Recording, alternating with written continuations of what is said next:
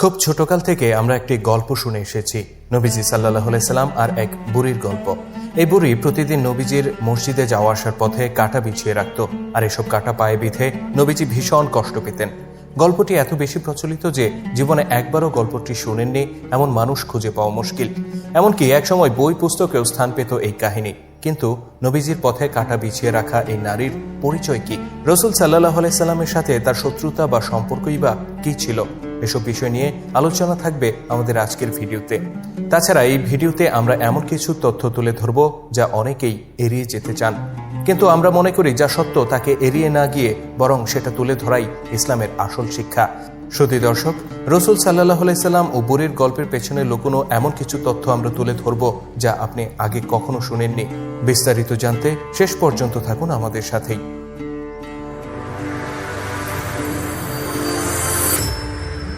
কাঁটা ছড়ানো বুড়িকে নিয়ে প্রচলিত গল্পটি এরকম। আল্লাহর নবী সকালে ঘুম থেকে উঠে মসজিদে যেতেন নামাজ পড়তে। রাসূলের এক প্রতিবেশী বুড়ি ছিল। বয়সের ভারে সে এতটাই নুজু ছিল যে সে ঠিকমতো হাঁটতেও পারত না। লাঠিতে ভর করে কোনো রকম সে হেঁটে বেড়াতো। বুড়ি হয়ে গেলেও সে ছিল খুব দুষ্ট প্রকৃতির। আল্লাহ নবীকে সে ভীষণ অপছন্দ করত।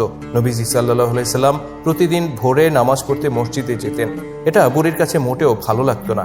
সে রাতের অন্ধকারে মসজিদে যাওয়া আসার পথে বড়ই গাছের কাঁটা বিছিয়ে রাখত। নবীজি সাল্লাল্লাহু আলাইহি সাল্লাম যখন সেই রাস্তা দিয়ে মসজিদে যেতেন তার পায়ে কাঁটা বিঁধে যেত আর তিনি খুব কষ্ট পেতেন। দূর থেকে এই দৃশ্য দেখে বুড়ি খিলখিল করে হেসে উঠত। মনে হতো তার উপর যেন শয়তান ভর করেছে। আর এভাবে প্রতিদিন সে নবীজিকে কষ্ট দিত আর নিজের অপবিত্র আত্মাকে প্রশান্ত করত। তো এটা ছিল ওই বুড়ির রোজকার অভ্যাস। তাই প্রতিদিনই নবীজিকে কাঁটার ব্যাপারে সতর্ক থাকতে হতো।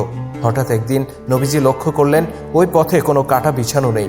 তিনি খুব অবাক হলেন, কেননা বুড়ি যেদিন থেকে এই পথে কাঁটা বিছানো শুরু করেছে তারপর থেকে একদিনের জন্য সে বিরতি দেয়নি।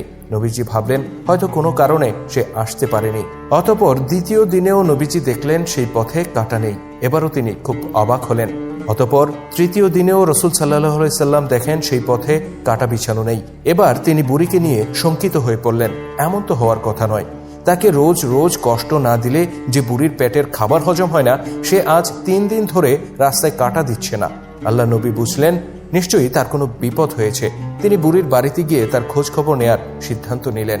নবীজি সাল্লাল্লাহু আলাইহি সাল্লাম যখন বুড়ির বাড়িতে গেলেন তিনি দেখলেন তার আশঙ্কাই সত্য। বুড়ি ভীষণ অসুস্থ হয়ে বিছানায় পড়ে আছে, আর তার সেবা করার মতো কেউ নেই। ফলে বুড়ির কষ্টের কোনো সীমা ছিল না। নবীজিকে দেখে বুড়ি প্রথমে ভরকে যায়। সে ভাবে হয়তো মুহাম্মদ সাল্লাল্লাহু আলাইহি সাল্লাম প্রতিশোধ নিতে এসেছেন। ভয়ে তার মুখ রক্ত শূন্য হয়ে পড়ে। নবীজি সাল্লাল্লাহু আলাইহি সাল্লাম তার মনের এই অবস্থা বুঝতে পারেন এবং তাকে অভয় প্রদান করেন। তিনি বলেন, আমি তোমার সেবা করতে এসেছি, তোমাকে কষ্ট দিতে নয়। অতঃপর নবীজি সাল্লাল্লাহু আলাইহি সাল্লাম বুড়ির সেবা করতে লাগলেন। দিন রাত সেবা করে তিনি বুড়িকে সারিয়ে তুললেন। বুড়ি সুস্থ হয়ে বুঝতে পারল সে এতদিন যা করে এসেছে তা খুব অন্যায় ছিল। সে নিজের ভুল বুঝতে পারে এবং নবীজির কাছে ক্ষমা চায়। আর এভাবেই আল্লাহ নবী তার শত্রুর মন জয় করেন। সত্যি দর্শক, এই হলো রাসূল সাল্লাল্লাহু আলাইহি সাল্লাম ও তার সময়কার এক বুড়ির গল্প। দাবি করা হয় যে তায়েফের পাহাড়ের পাদদেশে সেই বুড়ির বাড়ি এখনো রয়ে গেছে।